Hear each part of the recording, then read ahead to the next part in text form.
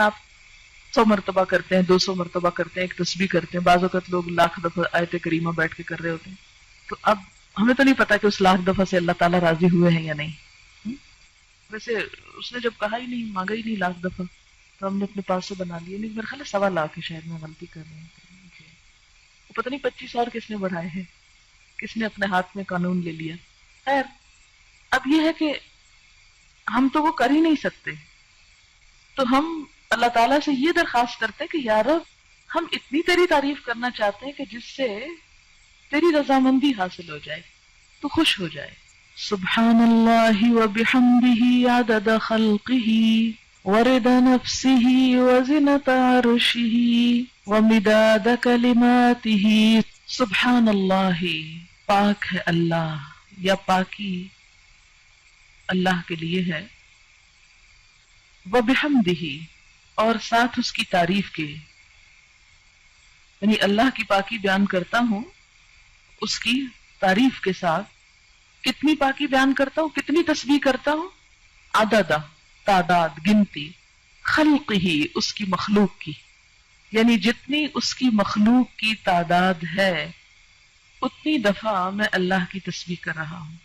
تو اب جب ہم تسبیح کرتے ہیں، جیسے تسبیح پڑھتے ہیں دانوں کے اوپر، ہم کہتے ہیں سبحان اللہ سبحان اللہ سبحان اللہ سبحان اللہ، یا انگلیوں کے اوپر پڑھ رہے ہیں آپ، تو ایک وقت میں آپ کتنی دفعہ پڑھ سکتے ہیں؟ مثلا 1 منٹ میں چند دفعہ ہی پڑھیں گے نا. لیکن اگر آپ یہ جملہ بول دیتے ہیں سبحان اللہ وبحمدہ عدد خلقہ، کہ اللہ کی پاکی اس کی تعریف کے ساتھ اتنی مرتبہ جتنی اس کی مخلوق کی تعداد ہے. اور اللہ تعالیٰ کی مخلوق کی تعداد کتنی ہے؟ اللہ تعالیٰ خود فرماتے ہیں وَإِن تَعُدُّوا نِعْمَةَ اللَّهِ لَا تَحْصُوهَا، اگر تم اللہ کی نعمتوں کو گننے لگ جاؤ تم ان کو گن نہیں سکتے، ان کا شمار نہیں کر سکتے. تو ہم تو گن ہی نہیں سکتے. اسی لیے کہتے ہیں نا کہ کما ينبغي لجلال وجهك، جیسی ہونی چاہیے ہم تو کرنے کے قابل ہی نہیں ہیں، ہماری تو زبان اس اہل ہی نہیں.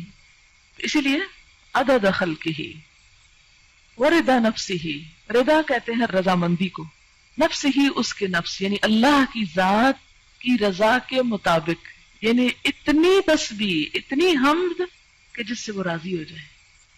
وزنۃ عرشہ، اور اس کے عرش کے وزن کے مطابق. وزنۃ عرشہ، اس کے عرش کا وزن کتنا ہے؟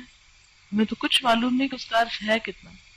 امام مالک نے کہا تھا نا کہ اس کے بارے میں سوال بدعت ہے، سوال بھی مت کرو کہ کیسا ہے وہ، ہمیں نہیں معلوم، بس اتنا پتا ہے کہ وہ ہے، کیسا ہے یہ نہیں معلوم. وَمِدَادَ كَلِمَاتِهِ، اور اس کے کلمات کی لکھنے میں جتنی سیاہی درکار ہے. مداد کلماتی، اچھا وہ کتنی درکار؟ سورۃ الکہف میں آپ پڑھیں گے اللہ تعالیٰ فرماتے ہیں کہ لو کان البحر مدادا لکلمات ربی لنفد البحر قبل ان ينفد کلمات ربی، کہ اگر یہ سارے سمندر سیاہی بن جائیں اور اس سے رب کی باتیں لکھی جانے لگے، اس سے پہلے کہ رب کی باتیں ختم ہو سمندر کی سیاہی ختم ہو جائے. ایک اور جگہ آتا ہے کہ 7 سمندر اور بھی آپ ڈال لیں اور اس کو سیاہی بنا لیں اور لکھنا شروع کر دیں تو رب کی باتیں ختم نہیں ہو سکتی. تو پھر اس کے لیے کتنی سیاہی چاہیے ہوگی، ہم تو اس کے بارے میں امیجن بھی نہیں کر سکتے. فرمایا جتنی چاہیے وہ مداد کلمات، کہ اس کے کلمات جتنے ہیں ان کو لکھنے کے لیے جتنا وہ مٹیریل چاہیے اس سب کے برابر. سبحانک اللہم و بحمدک اشہد ان لا الہ الا انت استغفرک و اتوب الیک. السلام علیکم و رحمۃ اللہ وبرکاتہ.